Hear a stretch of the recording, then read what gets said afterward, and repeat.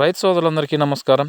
ఈరోజు మనం మొలకల్చెరు మండలంలోని సోంపల్లి విలేజ్లో ఉన్నాము. రైతు పేరు వచ్చేసి రవిశంకరు.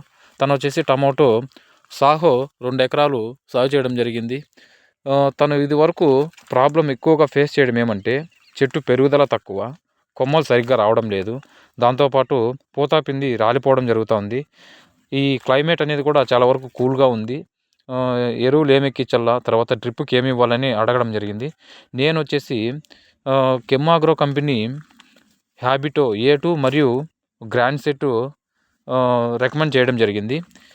ఈ హ్యాబిటో A2 మరియు గ్రాండ్ సెట్ వచ్చేసి ఇవ్వడం ద్వారా చూడండి, ఇది వరకు ఇలా ఉన్నింది, తోట అంతా ఎరుపుగా ఉన్నింది.